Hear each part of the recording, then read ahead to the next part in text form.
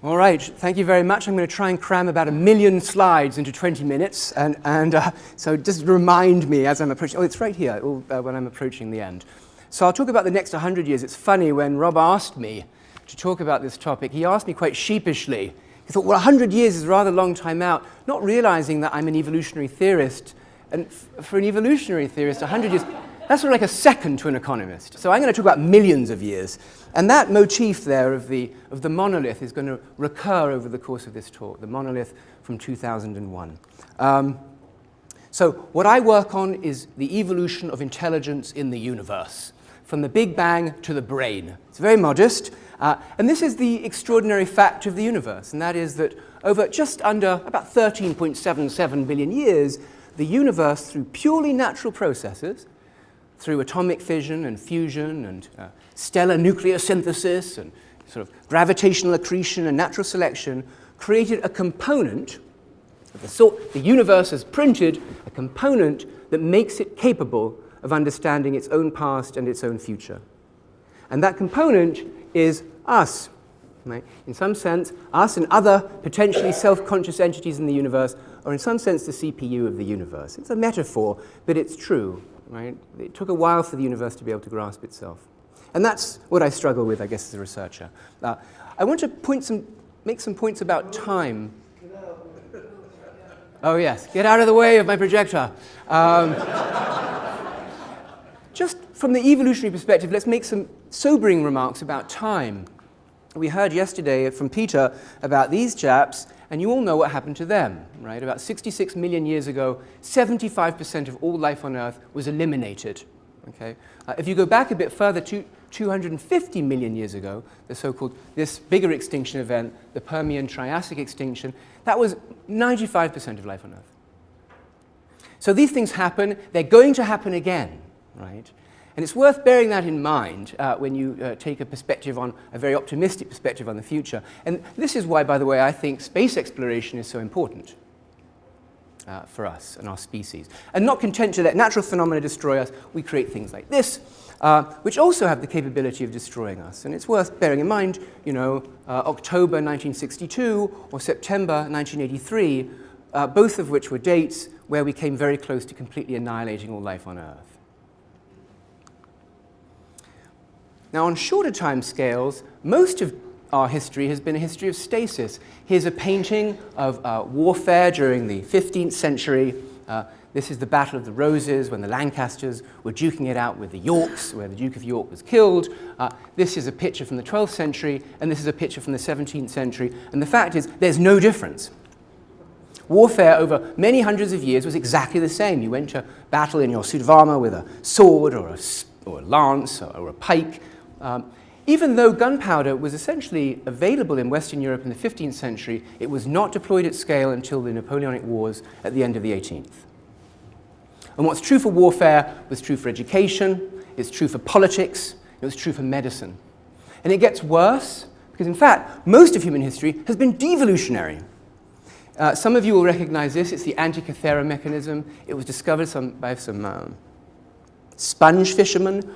It's essentially an analog computer that was built in the 1st century BC, okay? And the closest that it comes to a modern device is an armillary sphere, one of those devices that models the orbit of the planets and their satellites around the sun. 1,700 years later, for asserting that this was the case, Giordano Bruno was burned at the stake in Rome. So we often lose knowledge. It's not all about cumulative gain of information. It's often about loss. And then there's heterogeneity. You have a sort of a primitive space-age society like Chicago today, and if you look at a synchronous, that's sort of true, a primitive space age, right? If you look at a synchronous society in the Amazon, here's one of the so-called uncontacted tribes, of which there are about 70 in the Amazon alone, and they're not yet using metals. They used to be called the lost tribes, and you sort of wonder who exactly was lost. So let's get back to these monoliths. What is a monolith? It's an idea or an invention that significantly accelerates the pace of evolutionary change, in particular with regard to intelligence. So that's what I want to talk about. And I need to introduce you to a paradox. This is a schematic of the evolution of primate lineages. Just to remind you, we bifurcated from the gorillas and chimps about 6 million years ago. The hominid lineage appeared about 2.5 million years ago.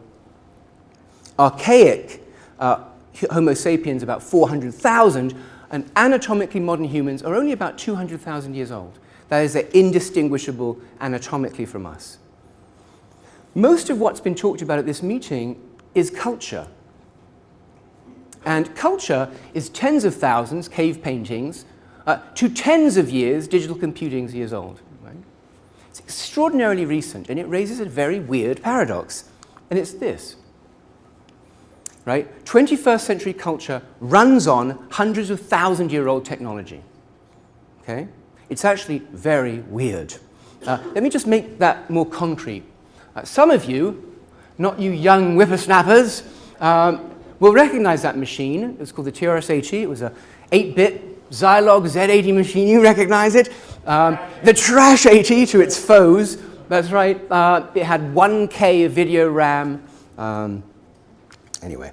Now imagine, imagine you were to turn that machine on, and this happened. It's impossible. Okay? That's a modern operating system. It requires 32-bit addresses. Just to run the operating system requires gigabytes of memory. How is it that our brain, 200,000-year-old brain, can run Jackson Pollock, all right? It can run group theory and string theory, right? But we can't get machines to run modern operating systems after decades. And the reason it's possible is because our metaphor for the way the brain works is wrong. The brain is not a computer made up of fixed circuitry. It's more like an ant colony, okay? The brain is constantly reconfiguring and rewiring under new inputs. In fact, this is a video of two nerve cells deciding whether they want to form an association. Technically, it's an oligodendrocyte that's going to myelinate the axon of a pyramidal cell. And so, but they make decisions based on compatibility. But I do believe that there are limits to the adaptability of the human brain. And I think the 22nd century is when we're going to hit it. And I think, arguably, we're hitting it already. And so this is what this is my alarming part of the talk, to claim that, in fact, human beings are going to be significantly deprecated as a species over the next century. To talk about intelligence, you have to talk about difficulty. It's amazing how often people talk about it without talking about difficulty. If I were to give you this puzzle on the left during my talk and ask you to solve it during the course of my lecture, very few of you would be volunteering the solution at the end. It would be almost embarrassing. On the other hand, if I gave you a Rubik's Cube and you solved it in 20 minutes, you probably would be very proud. So here is a guy who took 26 years to solve the Rubik's Cube, and you'd probably say not a particularly smart individual. On the other hand, here's someone who solved it in 2 minutes and 30 seconds blindfolded. And you'd probably say he's very smart. But the point is that this guy was essentially random searching a very large state space, and this guy was using an algorithm. Right? And so rules and algorithms are how we solve difficult problems. And what are difficult problems? They're difficult search problems. Things that, so if you think about it, something that you think of as hard is something where there are many, many possible solutions, and it takes you an awfully long time to arrive at it. So intelligence is essentially taking hard problems and making them easy. That's essentially the most basic definition of what intelligence is. And if you think about your smart friends, or yourselves, if you're all very smart, that's what you do. You take problems that other people have described as difficult, and you demonstrate how they can be rendered easy. Now, I give lots of talks about intelligence, and many people ask me about stupidity. They'll say, wait a minute. And I've reached a point now where I could give an entire course on stupidity. And the point is that stupidity is not just the absence of intelligence. It's worse. Stupidity is actually when you take a very easy problem and you make it hard. Right? And in fact, there's even a cultural euphemism, and it's called bureaucracy. It's extraordinary. So we even have, all right, this is my libertarian streak. But nevertheless, this is actually quite serious, and we should take stupidity very seriously. It's not just ignorance, right? So I'm going to emphasize now these strange cultural monoliths, which are sometimes called cognitive artifacts, and they're things that have turned hard problems into easy problems. And there'll be things like chessboards and the abacus, numbers, and perhaps computers, but I'm not sure. So how many of you tried to play chess without a chessboard? It's really hard. My grandfather was a chess master, and he used to be able to beat me blindfolded, without a board, obviously, and I had the board in front of me. And so in the 40s and 50s, people started to study chess masters. And this is how you do it. You strap onto their head one of those devices, a bit out of date, and what you do is you configure a board, and then you track where their eyes look on the chessboard. And you look to where they look first when the board is revealed. And you do the same thing with novices. So you take a problem like this, which is mate in 3. Russians in the audience have already seen it. The rest of you will take ours. And what novices do is novices look at the pieces and experiment with what they could do with them. Experts look at the spaces to which the pieces would move. Okay? They actually look at the solution. The first thing that an expert does is look at the solution without playing with the configuration of the pieces. And the reason they can do that is because the chessboard has been internalized in visual memory. And we'll get to that in a second. So this is the point I want you to keep in your head, the idea that true cognitive devices can be thrown away once you've become accustomed to them. Once you've learnt the chessboard, you no longer need the chessboard. Watch this video. Hope the sound works. Nevertheless, 8 years of hard slog have produced jaw-dropping results. 12-year-old Kota Kazuka is top of the class. I practice 2 hours on weekdays and 10 hours on the weekends.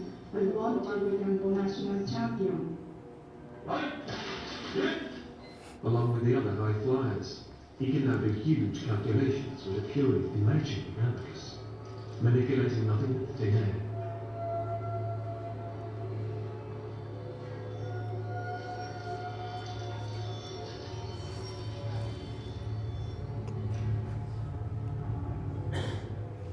Children like this show us that with enough practice, super-fast mental calculation is possible. Hi! Really? So it's extraordinary to watch, right? And you ask, what makes for good education? It's schools with extraordinary discipline, right? That's what you really see in that video. None of this self-educating, laissez-faire education. It's learning like a samurai. That's how you learn. But the point is that... But again, I want you to remember, this is the point about the abacus. It's internalized. And people have now taken that, actually called... Well, let me make one further point. What do novice abacus users do that's different from expert abacus users is that you use, novices, I'm assuming most of your novice abacus users, use the prefrontal cortex, they do visual cortex. It's not a liberation, it's a bit like being adept at a sport. It's automatized, okay? So the abacus is internalized, and it makes you generally smarter. This is an interesting experiment that's being conducted in the Sudan, where they're teaching kids the mental abacus, and they're finding extraordinary things. They're not just better at arithmetic, they're better at a whole range of analytical and geometric tasks, because they have in their head this extraordinary affordance. We should all be trained on the abacus. It'd make us all smarter. Here's another example. Numbers. It happens to be a hobby of mine, the evolution of number systems. Extraordinary things in their own right. We can talk about those later. But the point I want to make is that if I asked you to perform a very simple calculation with Roman numerals, like multiplying those two together, you'd be stumped. It's hard. You can't really do it. You can't really do long division with Roman numerals, right? If you do it with Arabic numerals, though, it's easy, relatively easy. So it's not you that's super smart, it's the number system. And once I've given you the right number system, right, you can solve problems that you otherwise couldn't solve. You didn't invent it, you should not take the credit for it. Okay? And now I'm going to show you a video of a chimpanzee that's solving the following task. I'm going to flash up a bunch of numbers on a screen, and it has to click them in order of their magnitude. This footage from Kyoto University's Primate Research Institute shows a young chimpanzee taking a memory test. Not only is he reading and understanding the numbers, He's able to remember their exact positions after seeing them flash on the screen for less than a second. Apes consistently get 10 in a row correct, while humans rarely reach 6 before failing. So humans rarely reach 6 before failing. This is an important point, and what's happening here is that we're not actually better at numbers than other primates. 1 plus 1 is easy for us and it's easy for a monkey. The point is, because we have an efficient representation of numerosity, of number, 1,000 plus 1,000 for us is no harder than 1 plus 1. But it would be 1,000 times harder for a chimp, because it doesn't have this cognitive artifact, this peculiar monolith that allows it to solve easy problems, well, make difficult search problems easy. That's what numbers do. Good number systems. Crappy number systems, like Roman, don't. So the ultimate monolith, I had to miss this morning's presentation, so I apologize, but people are claiming perhaps that the computer is the ultimate monolith. It even looks like one. And I want to sort of wrap up by having a conversation about whether this is true or not. And I don't know, by the way. I run an institute that's super techy, but I worry sometimes. And I think we have to have a serious conversation at this point in our cultural evolution. The reason people get so excited about it, all these exponential trends, and perhaps that was discussed this morning, but essentially the derivative phenomena that ensue from Moore's law, these kinds of plots that demonstrate, essentially exponential increases in the density of CPUs or exponential reductions in cost of storage, and it's leading to a very utopian worldview about the future, and I think in some cases deservedly, but in some cases it's really messing things up for us. When I was a kid watching James Bond movies, that's what Q looked like, and that's what he built. Extraordinarily cool things, watches that were super magnets, or pens that would blow holes in safes. And now Q is this guy. He's a total nerd of very little interest, and you can see Daniel Craig is sort of utterly demoralized there in the background. He's just saying, where's my sort of new super watch? And he's, no, I'm going to write software. The point about this, if you've watched it, is he's deploying algorithms whose solutions he does not comprehend. And that's what I want to get to. And that comes up in the movie, actually. So this technology is doing amazing things. This is part of my world. We're solving problems with machine learning algorithms that would have taken thousands of years if individuals had to analyze the data. We're doing extraordinary visualizations. But increasingly, when I go to conferences, people say, you know what we call these things now? We call them ridiculograms. That's what they're saying, no more visualizations. And the reason they're saying it is because we can't comprehend them. They look like beautiful artwork, but they tell us nothing. Okay? And so there's this interesting request that science not only become a discipline of prediction, but a discipline of explanation, which means it has to interface with the human brain. Okay? And so the question that I ask you is, should the computer, this extraordinary potential next monolith that's obviously changing our society, should it be an abacus or is it an automobile? And let me explain what I mean by that. So I showed you what an abacus does. You already know that. It increases our ability to calculate, but it also gives us these extraordinary endogenized cognitive affordances that in some sense make us smarter in its absence. Right? An automobile also does extraordinary things. If you have a level surface, it increases your velocity and our freedom. On the other hand, it reduces our ability to walk, literally, because someone's going to hit you and kill you. I mean, this is something I had to learn in the United States. But it also gives rise to all sorts of unforeseen cardiovascular pathologies, because you spend all of your life basically with a bum stuck on a car seat, not moving. It also leads to all sorts of energy issues. And the question I want to ask you all is, what is the computer? Is it this, something that in some sense is going to make us smarter, or is it this, something that in some sense frees us but enslaves us? Now, would you allow me to show a 2-minute clip? Yes. So here's he's the boss. He's the boss. But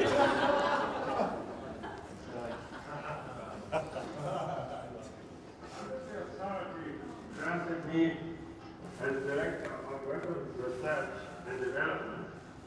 I commissioned last year a study on this project by the Primate Corporation. Based on the findings of the report, my conclusion was that this idea was not a practical deterrent for reasons which at this moment must be all too obvious. Then you mean it is possible for them to have built such a thing? Mr. President, the technology required is easily within the means of even the smallest nuclear power. It requires only the will to do so. But how is it possible for this thing to be triggered automatically and at the same time impossible to untrigger? Mr. President, it is not only possible, it is essential.